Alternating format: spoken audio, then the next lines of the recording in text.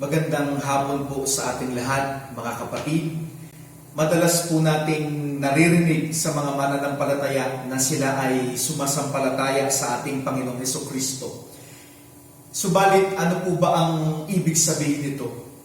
Sapagkat kadalasan din po sa mga mananampalataya kapag tinanong kung ano ang kahulugan ng pananampalataya at kapag sila ay hiningian ng paliwanag kung ano ang kahulugan ng pagsampalataya sa Panginoong Hesukristo, madalas po ay hindi natin ito na ipapaliwanag ng maayos.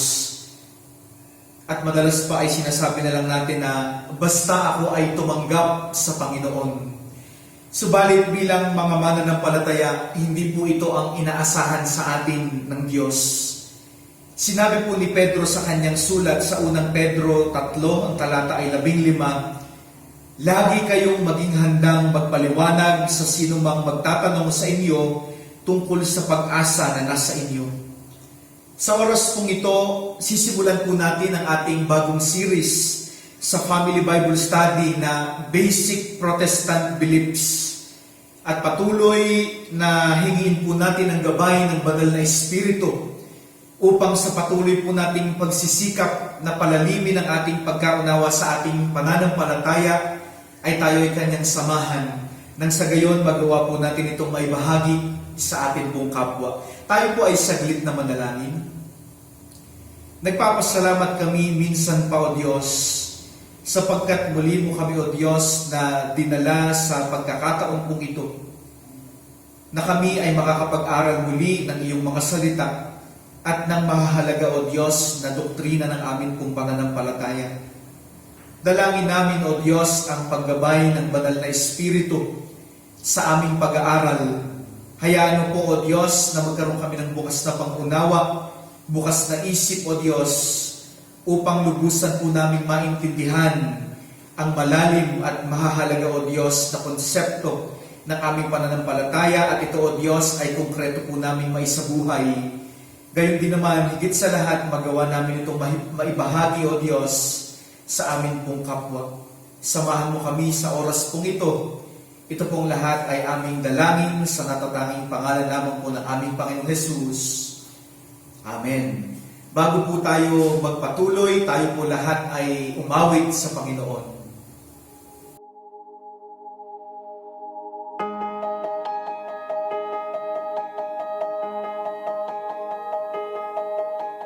Jesus at the center of it all. Jesus at the center of it all.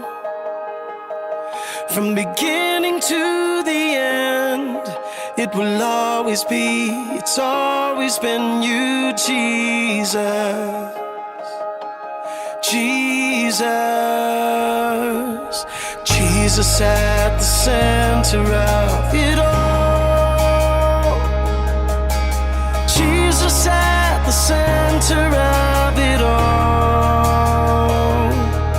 From beginning to the end, it will always be, it's always been you, Jesus. Jesus, nothing else matters. Nothing in this world will do. Jesus, you're the center, and everything revolves around you. Jesus, Jesus, be the center of my life.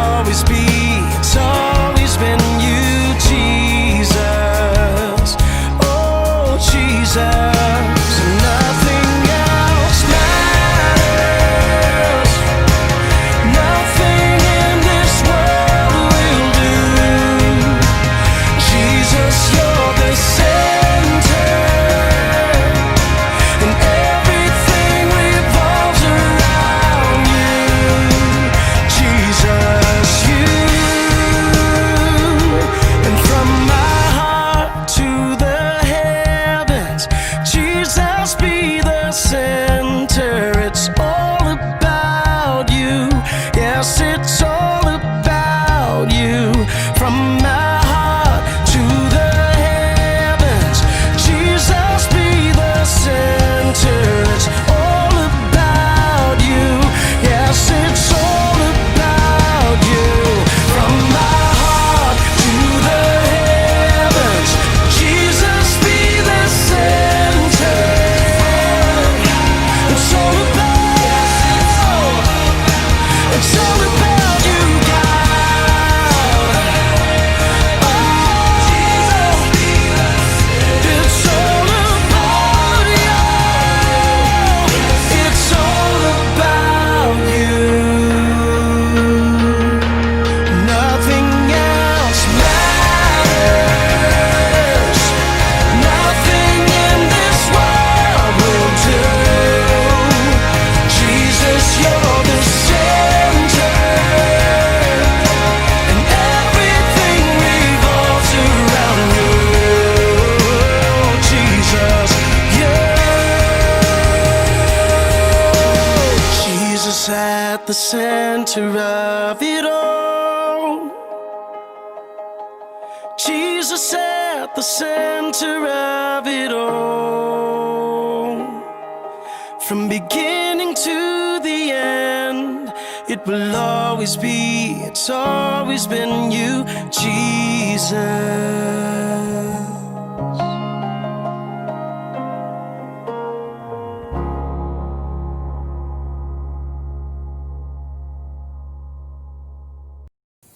Kung kayo po ay may banal na kasulatan, makibukas po kayo sa akin sa Juan 3:16. Ganito po ang sinasabi ng salita ng Diyos.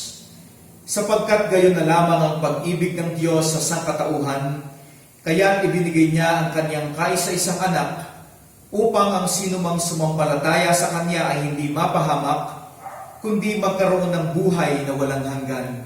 Pinagpala na ng Diyos ang pagkabasa ng kanyang mga salita. Idagdag niya nawa sa atin ang pagkaunawa sa mga ito.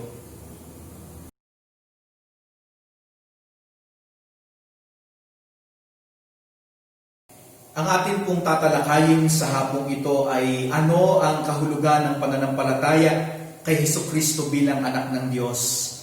Kagaya po ng sinabi ko kanina, madalas po nating naririnig yung statement na tinatanggap ko ang Panginoong Hesus bilang tagapagligtas. Madalas po natin itong naririnig. Subalit ano po ang kahulugan nito? Bilang mga mananampalataya, hindi po sapat na sabihin natin na basta tinanggap ko ang Panginoon sa aking buhay. At kapag tinanong tayo tungkol sa Panginoong Hesus ay hindi natin alam at wala po tayong maisagot. Kagaya po ng sinabi ng ating pong Pastor Art noong pong Miyerkules, ang ating pong pananampalataya ay hindi blind faith o blind fanaticism. Ang blind faith po o ang blind fanaticism ay sumasampalataya ka sa hindi mo alam at sa hindi mo nauunawaan. But Christian faith is not blind faith. Christian faith is definite. Mayroon pong object ang ating pong pananampalataya. Hindi po tayo nananampalataya sa hangin o sa kawalan o sa hindi po natin alam o sa hindi natin nauunawaan. Ang object po ng ating pananampalataya ay walang iba kundi ang ating pong Panginoong Hesukristo. At ang Panginoong Hesukristo po ay nagpahayag sa atin sa mga konkretong kaparaanan. Doon po sa talata na ating pong binasa na batayan ng ating pag-aaral sa oras na ito, makikita po natin ang foundational truths. Sapagkat ito po ang John 3:16 ay isa sa mga foundational biblical passages patungkol po sa kaligtasan at sa pananampalataya. Hindi lamang po dahil ipinahayag ng talatang ito ang pag-ibig ng Diyos na siyang naging dahilan o siyang dahilan ng kanyang pagliligtas sa atin, kundi dahil ipinapakita at ipinapahayag din po ng talatang ito ang dalawang titulo ng ating pong Panginoong Hesus na may malalim na kaugnayan o implikasyon sa ating pong pananampalataya. Una po ay ang kanyang pagiging anak ng Diyos at pangalawa ay ang kanyang pagiging tagapagligtas. Kaya sa oras na ito, mga kapatid, uunahin po natin naunawain kung ano po ang sinasabi ng ating pananampalataya patungkol sa pagiging anak ng Diyos ng ating pong Panginoong Hesukristo. So, bakit po ito mahalaga na pag-aralan at unawain po natin? Sapagkat, totoo naman po, hindi po kailanman nagsabi ng diretsahan ng ating Panginoong Hesus na siya ay anak ng Diyos.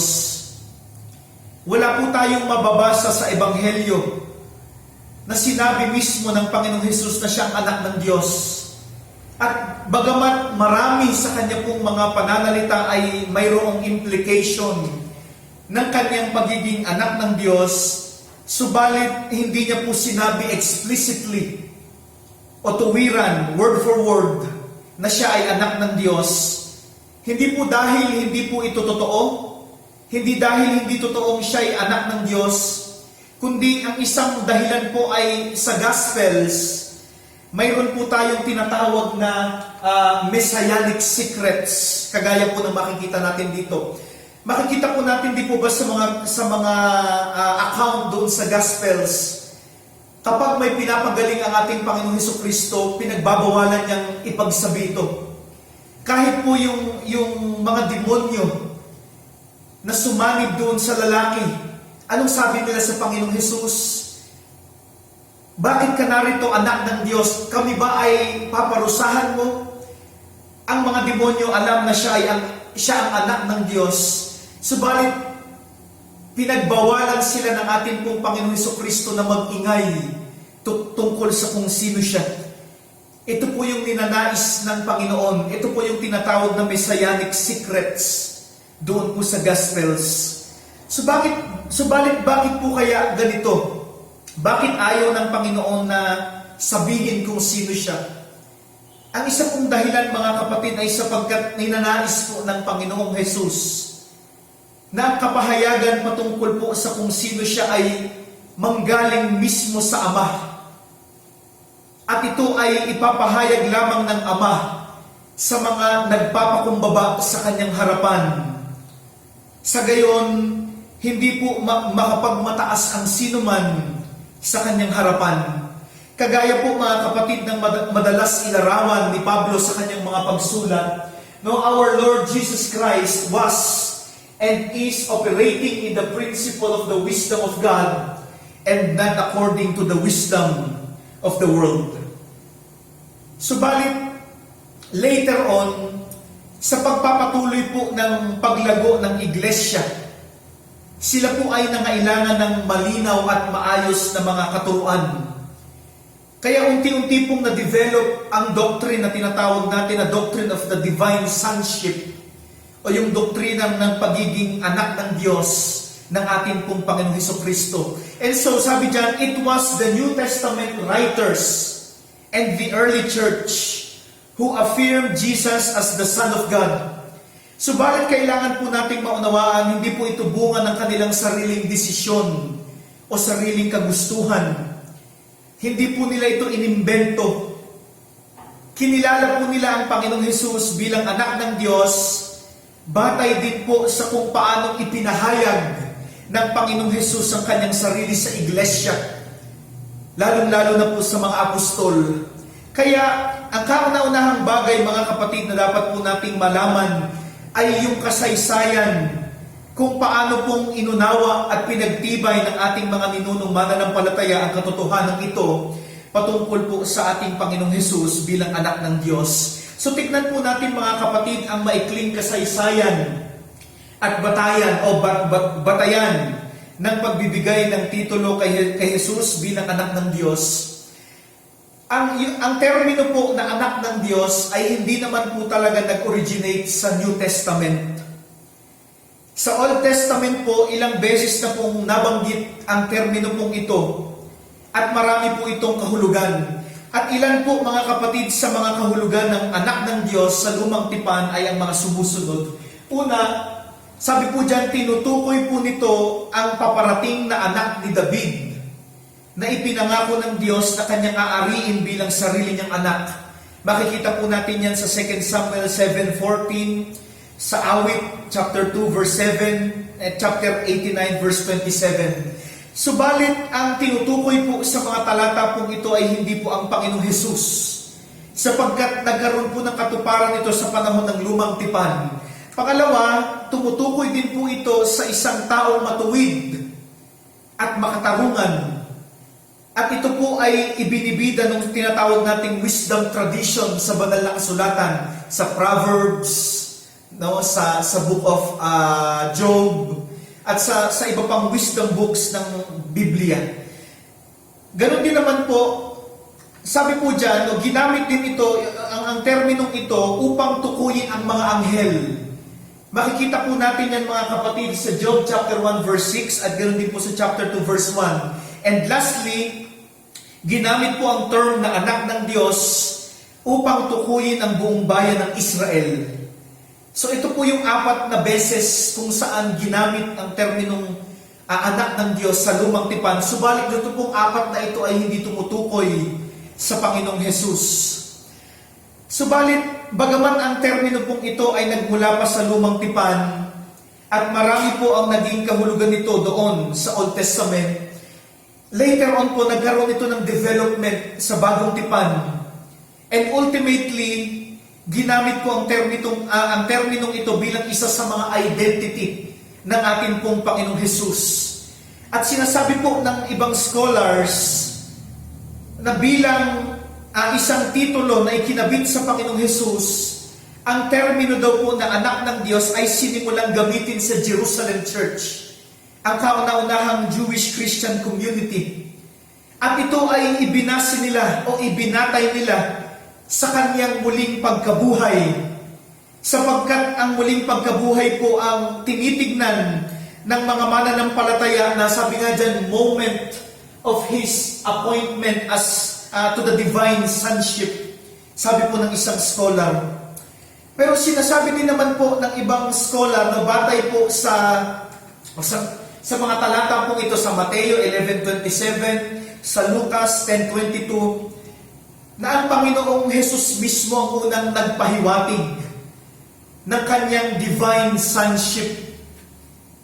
Kagaya po ng sinabi kanina, hindi niya tuwirang sinabi na siya ang anak ng Diyos, hindi niya i-describe ang kanyang sarili bilang anak ng Diyos, subalit napakarami niyang mga pahiwatig sa Gospels kung sino siya at kung paano niyang inilalarawan ang kanyang relasyon sa Diyos Ama. Kaya sabi po natin dyan, no, sa mga ebanghelyo, ang pinakamalinaw sa lahat, mga kapatid, ng pagpapahiwatig ng Panginoong Hesus ng kanyang pagiging anak ng Diyos ay ang kanyang paggamit ng salitang Aba.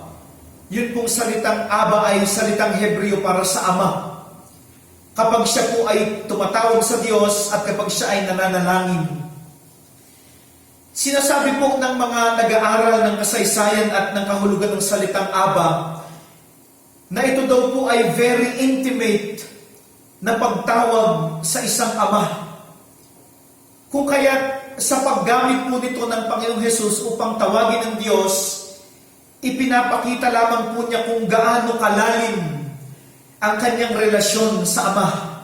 At bagamat tinuruan niya rin po ang mga alagad na ganito rin ang dapat nilang maging tawag o pagtawag sa Diyos, at ituring din dapat nila ang kanilang sarili bilang mga anak ng Diyos. Subalit kagaya po ng sinabi ng isang scholar, si James Dunn, sabi niya, he thought of their sonship. He thought of their sonship as somehow dependent on his own. Kumbaga, magiging anak lamang tayo ng Diyos sa pamamagitan po ni Hesukristo. Mamaya po ay bibigyan po natin ito ng mas malalim pang detalye. Subalit, nakikita po natin hindi po unique sa Gospels ang paggamit ng terminong anak ng Diyos. At hindi rin po sa 4 na Gospels na unang ginamit ito. Alalahanin po natin sa mga dumalo po dati ng Bible Survey o Panoramic Survey of the Bible, maaalala po natin, mas naunang nagsulat si Pablo kaysa po sa 4 na Gospel writers. At sabi po ng mga scholar, ang kauna-unahan daw pong pagbanggit sa terminong anak ng Diyos, in terms of writing, upang tukuyin ng Panginoong Hesus ay sa unang Tesalonika, ikaunang kabanata at talatang 10. Unang ginamit ang terminong ito no verbally o orally doon po sa Jerusalem Church, kagaya ng sinabi natin kanina. Verbally. But in terms of written accounts, ang unang Tesalonika po ang may record kung saan ito unang naisulat.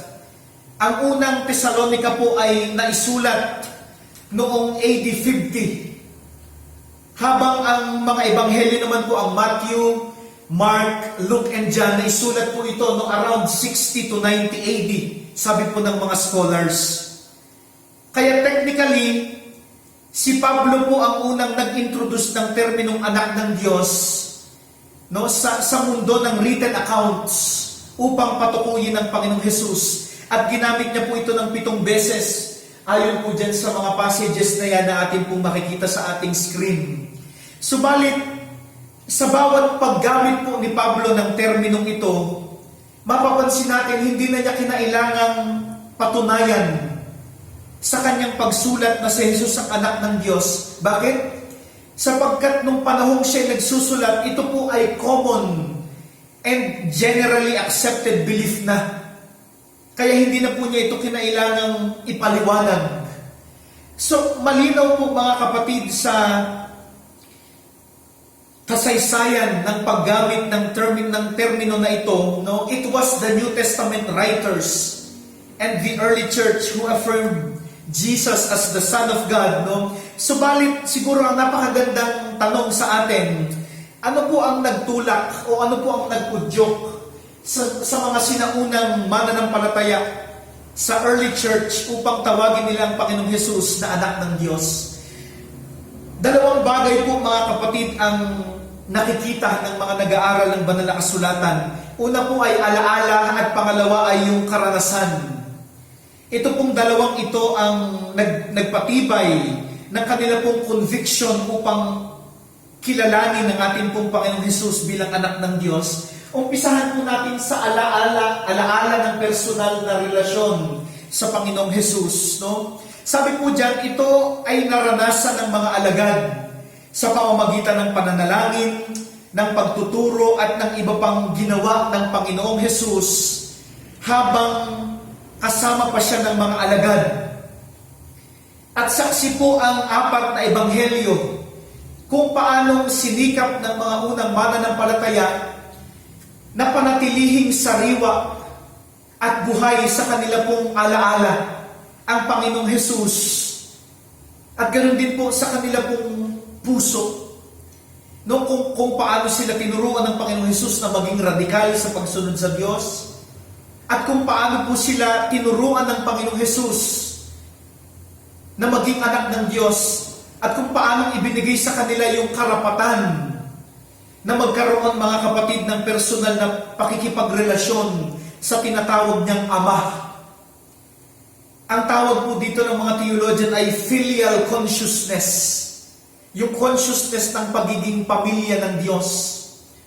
Yung esensya ng pagiging pamilya ang tumulong po mga kapatid sa mga alagad na labanan at pagtagumpayan ang mga deadly oppositions noong panahon nila. At ganoon din naman po yung karanasan sa mga pagkilos ng Panginoong muling nabuhay.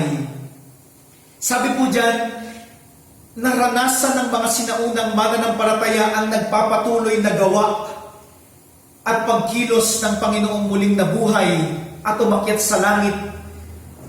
Subalit, naranasan nila ito bilang tagapagligtas at bilang anak ng Diyos na sa kapahintulutan ng Ama ay isinugo sa pamamagitan ni Jesus ang banal na Espiritu. At sa pamamagitan naman po ng Espiritu Santo, according to Romans 8:15 and Galatians 4:6, mas nararanasan po ng mga mananampalataya ang pananalangin at pagtawag sa Diyos bilang Aba o Ama.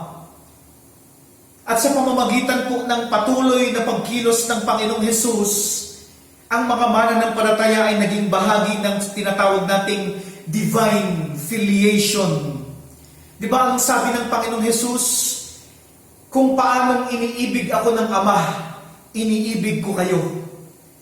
At ito po mga kapatid, itong karanasan na ito ang nagbigay sa sinaunang iglesia ng bagong pananampalataya sa fatherhood ng Diyos ng Israel, na una sa lahat ay Diyos at Ama ng ating pong Panginoong Jesus, kagaya po ng sinasabi sa New Testament. So, yung experience at yung memory nila ang kumikilala sa ating pong Panginoong Jesus bilang Diyos. Kaya nga napakaganda every time na tayo makikiisa sa communion, nandun yung element ng pag-alaala at nandun din po yung element ng karanasan sa presensya ng Diyos. Napakaganda po ng ating pong theology ito. Now, ano po ang kahulugan? What is the meaning? Ano ang kahulugan ng titulong anak ng Diyos ng ating pong Panginoong Hesukristo? Kagaya po ng maikling kasaysayan ng term na ito, ang pagbabatayan lamang po natin sa pag-unawa ng kahulugan nito ay ang bagong tipan. Specifically, yung Gospels, yung 4 na Gospels, at ilang bahagi po ng mga liham ni Pablo. Dahil ang kahulugan po ng terminong anak ng Diyos ay nagkaroon pa ng later developments pagdating po ng tinatawag nating church fathers at ng mga early church councils at ng mga tinatawag nating church dogmatician. In fact, sa early writings po ng Judaism at maging sa ancient Greek philosophy, ginagamit na po ang terminong anak ng Diyos. Pero masyado pong hahaba ang ating pong discussion at masyado po itong komplikado. At dahil ang intention po natin ay maunawaan kung paano ito ginamit bilang rightful title ng ating Panginoong Jesus, lilimitahan lang po natin ang ating discussion sa Gospels at sa ilang bahagi ng mga liham ni Pablo. And since ang Scripture po mga kapatid ang ultimate reference and authority for our faith and practices, ito po ang ating pagbabatayan ng pag-unawa sa bagay pong ito. So unahin po natin mga kapatid yung kahulugan ng anak ng Diyos kung titignan po natin ito sa Ebanghelyo, sa 4 Gospels. Kagaya nga po ng nabanggit kanina, historically speaking, hindi po tinawag ng Panginoong Hesus ang kanyang sarili directly na anak ng Diyos. Subalit kahit ganito po, napakaganda po ng sinabi ng isang theologian. Sa Synoptic Gospel daw po, sabi doon, Jesus spoke like the Son, and also He acted like the Son in knowing and revealing the truth about God, in changing the divine law, in forgiving sins, in being the one through whom others could become children of God, and in acting with total obedience as the agent for God's final kingdom. Ito po ang description o ito yung summary ng ministry na ipinakita sa Gospels. Ministry ng ating Panginoong Hesukristo na pinakita po sa Gospels. In fact, ito po ang dahilan kung bakit inakusahan ang ating Panginoong Jesus na blasphemer. Ito ang dahilan kung bakit siya ipinadakip.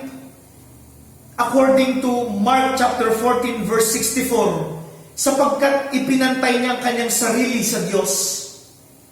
Kaya sa Synoptic Gospels po, ang kahulugan ng titulo ng Panginoong Hesukristo na anak ng Diyos ay may kinalaman po sa dalawang bagay.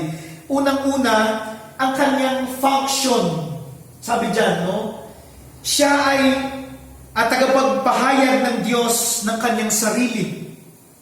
Siya ay tagapagbigay ng kautusan ng Diyos, tagapagpatawad ng mga kasalanan, at tagapagtatag ng kaharian ng Diyos.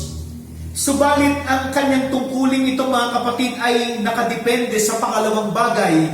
Wala pong iba kundi yung katotohanan ng kung sino siya. Siya ay bugtong na anak, sabi po dun sa ating passage, kaysa isang anak ng Diyos. Mayroon po siyang malalim na relasyon sa Ama.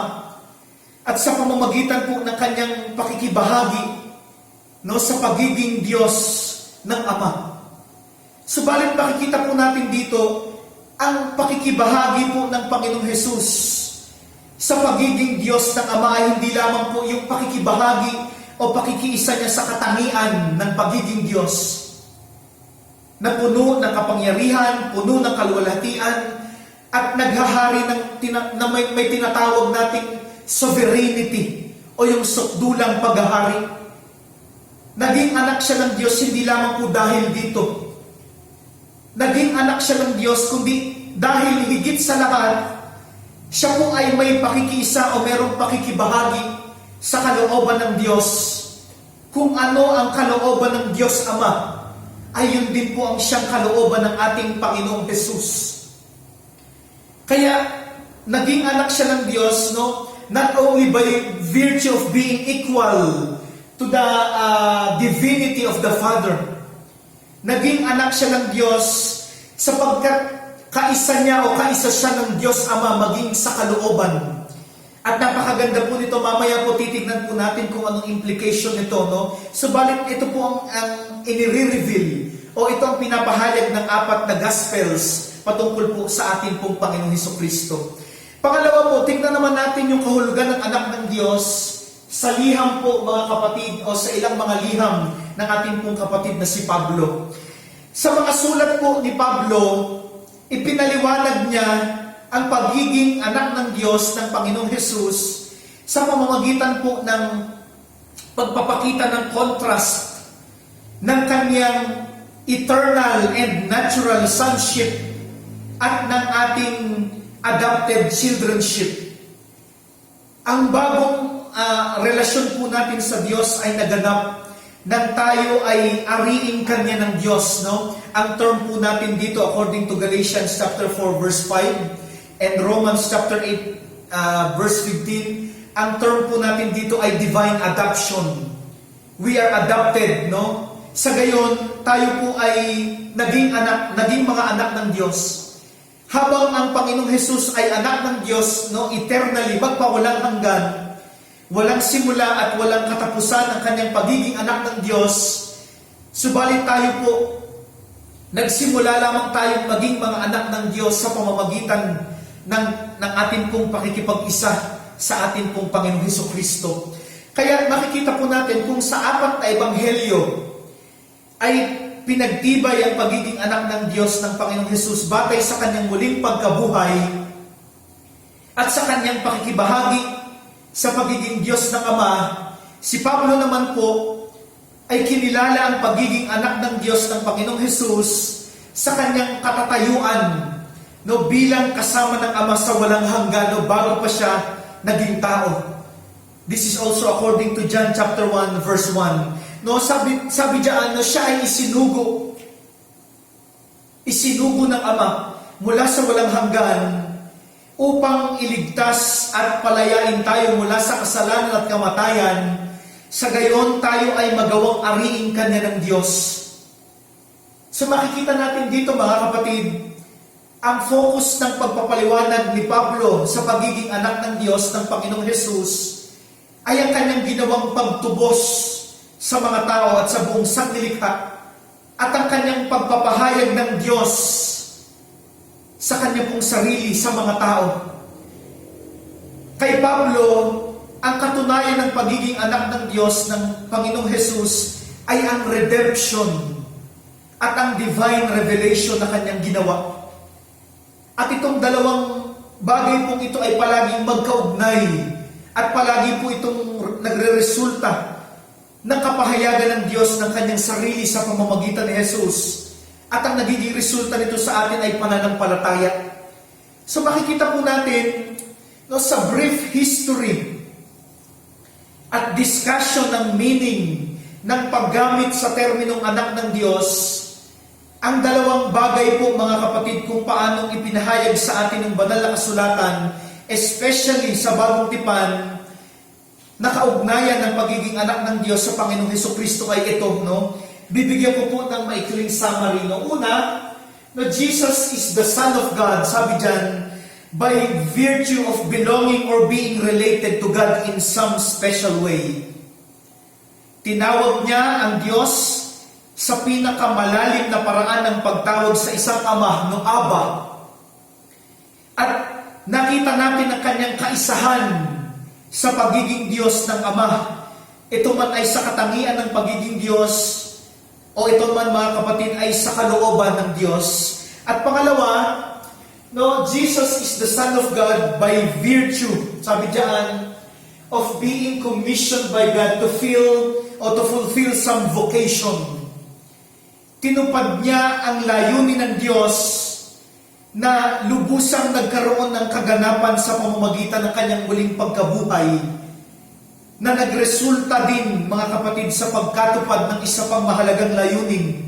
At yun po ay ang panumbalikin ang mga tao at ang buong sangnilikha sa Diyos upang magkaroon din po tayo ng malalim na pakikipagrelasyon sa Kanya. Kaya kung ipagkukumpara po natin, di sa mga ebanghelyo po, sa 4 na ebanghelyo, ipinaliwanag ang pagiging anak ng Diyos ng Panginoong Hesus batay sa kanyang relasyon sa Ama. Ang focus po ng mga gospel writers sa pagiging anak ng Diyos ng ating Panginoong Hesus ay ang kanyang identity na naghayag po o nahayag sa kanyang function at sa kanyang relasyon sa Ama. So sa gospel, ang focus nila ay kung sino siya, kung sino ang ating Panginoong Hesukristo. Sa mga liham naman po ni Pablo, ang pagiging anak ng Panginoong Hesus, ang pagiging anak ng Diyos ng Panginoong Hesus ay batay sa kung ano ang kanyang ginawa at gagawin pa sa buhay ng mga tao at maging sa buong sangnilikha. Ang focus ay ang ginawang pagtubos ng Panginoong Hesus na siyang naghayag ng kaluwalhatian ng Diyos sa sangnilikha. So, para po kay Pablo, maiintindihan natin ang pagiging anak ng Diyos ng ating Panginoong Hesukristo sa kung ano ang kanyang ginawa. Sa gospel ay kung sino siya. Dito naman po sa mga liham ni Pablo ay kung anong kanyang inaccomplish para po sa kaligtasan ng sangkatauhan at ganoon din po ng sangnilikha. Kaya, napakalalim po nito mga kapatid, at hindi po natin ito pwedeng unawain sa loob lamang ng 30 minuto ng ating pag-aaral. Subalit ang napakahalaga po na maunawaan natin ay kung ano mga kapatid ang mga implikasyon nito sa ating pong buhay. Ano po ang paglalapat, ano po ang mensahe nito sa ating pong buhay. Unang-una, sabi po dyan, ang pakikipagrelasyon sa Diyos ay pagtupad sa kanyang mga layunin. Napakahalaga po nito. Hindi sapat na tamasahin lamang natin ang mga benepisyo ng pakikipagrelasyon sa Diyos, yung pagpapala ng buhay at kaligtasan. Kailangan din pong magamit ng Diyos ang ating buhay upang isakatuparan ng kanyang planong pagliligtas at pagpapala sa sangnilikha. Pinagkaisa po tayo ng Panginoong Hesus sa Ama at inari tayong kanya ng Diyos, hindi po upang paranasin tayo ng maginhawang buhay. Bahagi po ito. Subalit primarily, kagaya po ng ginawa ng Panginoong Hesus, inihandog niya ang kanyang sarili. Inihandog niya ang kanyang buhay para po sa katubusan ng mga tao at ng sangnilikha. Kaya kapag sinasabi po natin sumasampalataya ako kay Jesus, sumasampalataya akong siya ang anak ng Diyos, para na rin po natin sinasabi na narito ako, Panginoon. Nais kong sundin ng iyong kalooban, tutuparin ko ang layunin na ibinigay mo sa akin sa pamamagitan ng iglesia. Sapagkat malinaw po doon sa talata rin ng ating binasa, na kaakibat ng pagiging anak ng Diyos ay ang pagsusugod sa atin ng Diyos upang isagawa ang kanyang kalooban. At gayon din naman, pangalawa mga kapatid, ang pakikipagrelasyon po sa Diyos ay pagsasaayos ng buhay sa daigdig. Sapagkat makikita natin, bagamat ang Panginoong Hesus ay nagmula sa walang hanggan, subalit ang kahalagahan ng kanyang pagiging anak ng Diyos ay nakaugat sa kanyang earthly ministry.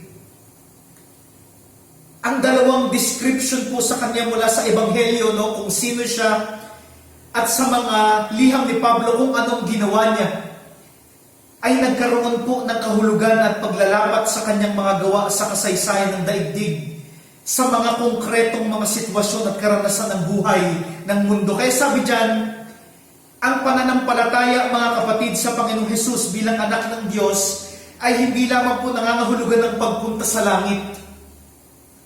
Primarily, nangangahulugan po ito ng pagsasaayos ng buhay dito sa daigdig.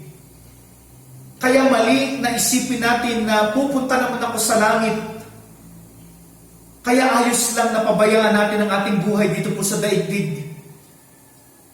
Bahagi po ng ating pagiging citizen of heaven o citizens of heaven, bahagi po nito ay ang pag-aayos o pagsasaayos po ng ating buhay dito po sa daigdig.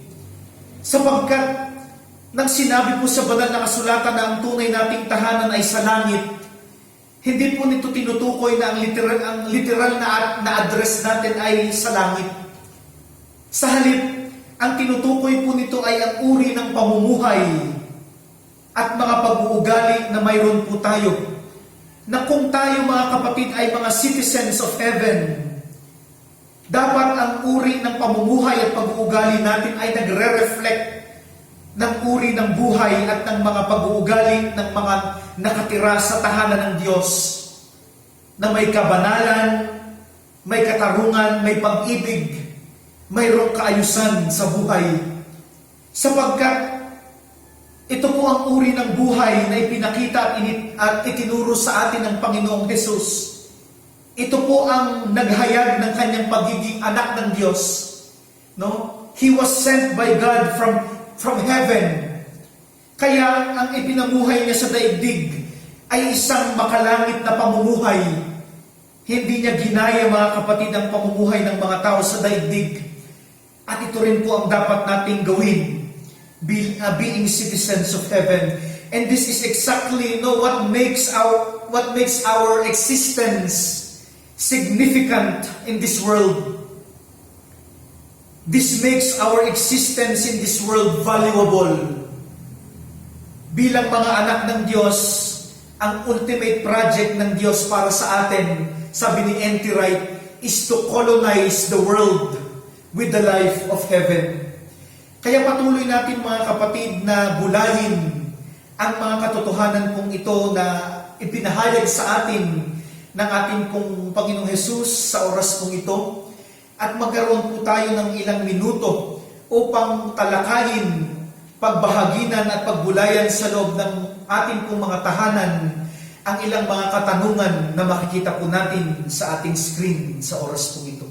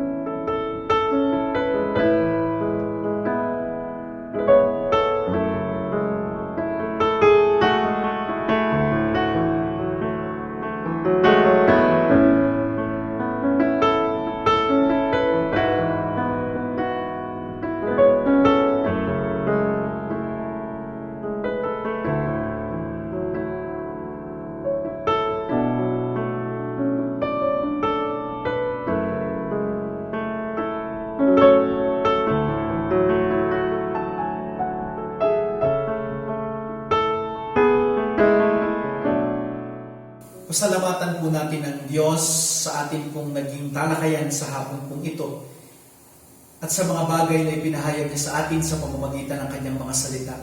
Sa susunod pong linggo ng ating pong pag-aaral, ang ating pong tatalakayin mga kapatid ay ang tungkol po sa kung anong kahulugan ng ating pananampalataya sa Panginoong Hesus bilang tagapagligtas. Sa oras pong ito ay maglaan po tayo ng ilang minuto upang magkaroon ng pananalangin sa ating pong mga tahanan. Kung ano man po ang ating mga prayer concerns, sabihin po natin ito sa ating pong mga mahal sa buhay at ilaan po natin ang mga oras na paparating para po manalangin.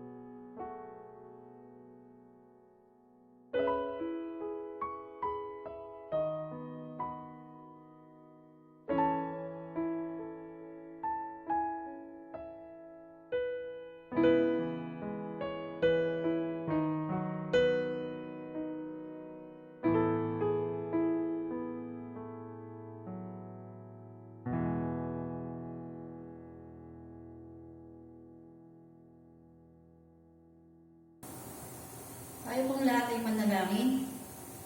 Panginoon, sa oras na ito, O Diyos, kami po ay nagpupulit ng pagpasalamat sa iyo, Panginoon. Sa katatapos lamang po, Panginoon, ng aming Family Bible Study, Lord God. Maraming po salamat, O Diyos, sa iyong mga salita, Panginoon, na aming napakinggan sa hapon ito, Panginoon. Nawa nga, O Diyos, na nawaan po namin ang tunay na kahulugan ng pananampalataya bilang mga anak mo, O Diyos. Hallelujah. Lord, salamat po, O Diyos, sa bawat pamilya, Panginoon, na patuloy, Lord God, nagbibigay ng panahon para pag-aral, Panginoon, na yung mga salita, Panginoon. Nawa, Panginoon, ang bawat pamilya ay patuloy na makasunod, Panginoon, sa iyong kalooban at patuloy namin malakaran, Panginoon, ng iyong mga salita, O Diyos.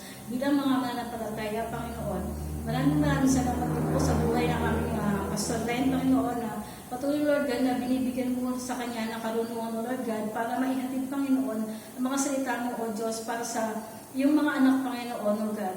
Maraming salamat po sa oras na ito, Panginoon. Pagpalain niyo po ang bawat pamilya, Lord God, at nawa, Panginoon, ang bawat pamilya, membro ng pamilya, Lord God, ay patuloy na makasunod, Panginoon, sa iyong kalooban, Panginoon. At patuloy, Lord God, na maunawaan, Panginoon, ang kahulugan ng pananampalataya, Panginoon, bunga ng pakikipag-isa namin sa Panginoong Jesus. Maraming salamat po. Ito po ang aming sa panalangin sa pangalan ni Jesus. Amen.